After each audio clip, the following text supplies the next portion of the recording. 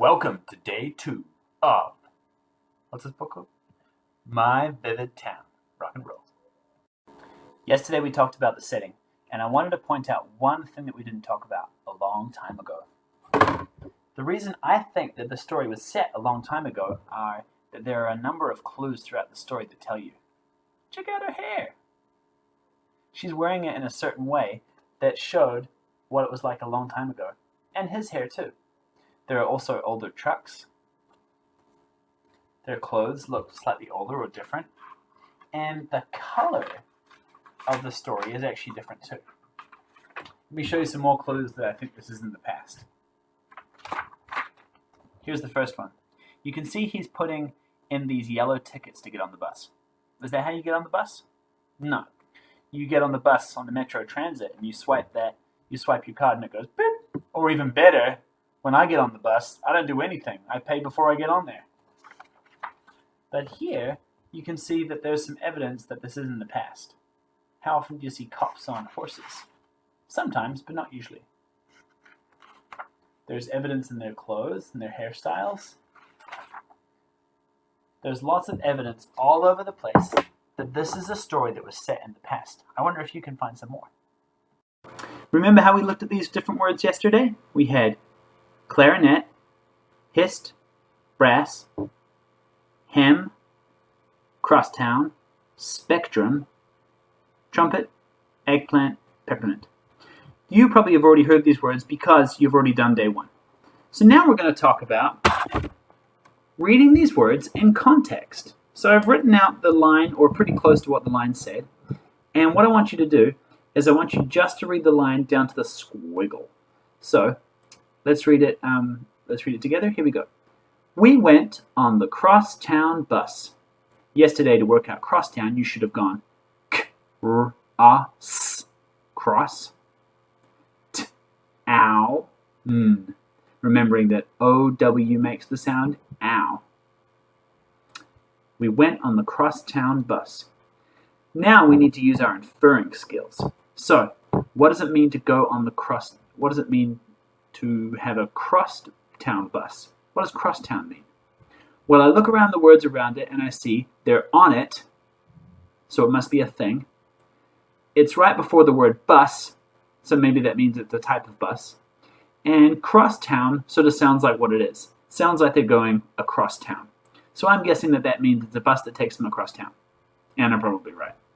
If I'm not, at least I tried my inferring skills, and you can check with an adult. Second one.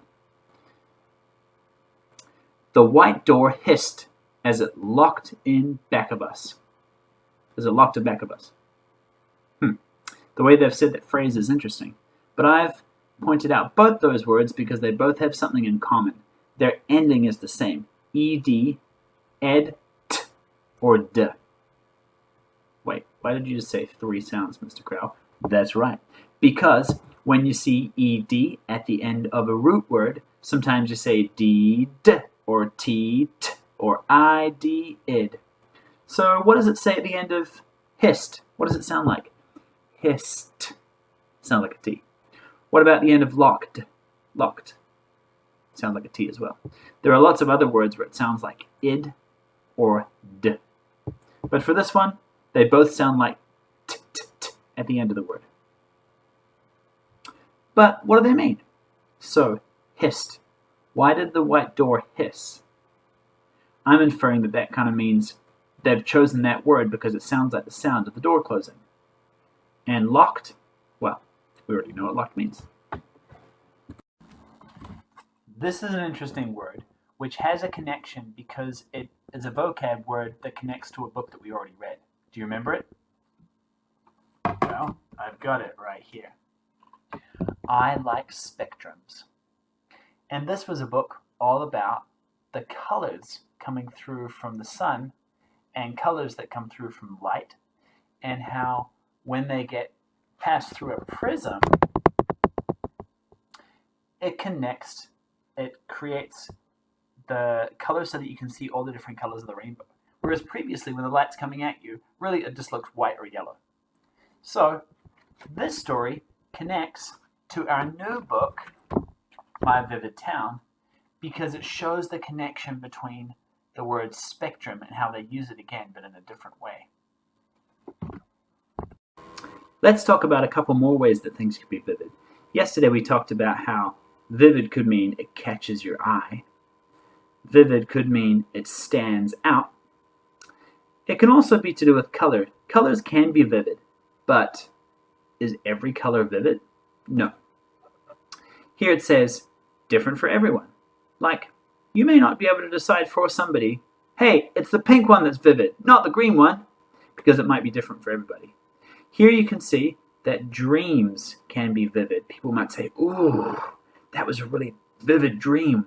It felt so real and powerful. Another thing could be, it might be bright or sharp or bright colors. You may notice throughout this whole story, there are colors, and that's because colors are one way to show how something can be really vivid. Let's take a look at some word endings.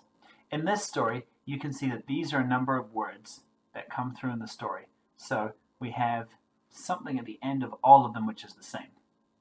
That's right. It's the ed. So here you can see it goes d-r-s-d,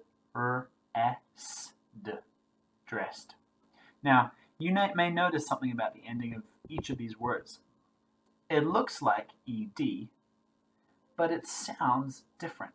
Now, there's a rule that goes with that. It goes like this. When you see ed at the end of a root word, sometimes you say d-d, or t-t, or i-d, id. So there are three sounds that come with that. T, d, id. Take a look at these words one more time. When you say each of these words, what does it say at the end of it? Is it the same for every word? Is it different? Give it a go by yourself. So, if you gave it a go, you would have heard that at the end of dressed, it sounds like a d-d-d. You might disagree with me on that one. Could kind of sound like a T. I think it sounds like a D. Dressed. With the word dropped, you can see at the end it sounds like a T. Dropped. Handed sounds like id, and lifted sounds like id. Hissed sounds like t. When you see ed at the end of a root word, sometimes you say d-d, or t-t, or i-d, id. When we're going through a story, we want to make sure that we're pulling out the main ideas. But main ideas often also come with lots of good details too. So when you look at this text, what do you notice about it? And if you're thinking about the main idea and then details. Well, let's read the sentence first. We could see a band with a brass trumpet, a black clarinet, and a set of red drums. So what would you say would be the main thing? If you walked down the street and you saw something in front of you, what would be the main thing, the group of things that you'd see, the main thing? What do you think? I think it would be this, that you saw a band. That would be the main idea. Now, I wonder if you can give 3 pieces of detail that they decided that they could see within that band. So one way to think about it is to see the main idea as the band. That's the big circle. And then the 3 details inside the main idea are the clarinet, the trumpet, and the brass, and the set of drums. When we look just at the text, we see it like this. The main idea is in a black circle-y shape, big long sausagey circle-y shape. The first detail is the brass trumpet, the second detail is the black clarinet, and the third detail is the set of red drums. So you can see how you can take the main thing and then break it down into details. Okay, now it's time for you to go and read My Vivid Town by yourself. Give it a go. Happy reading!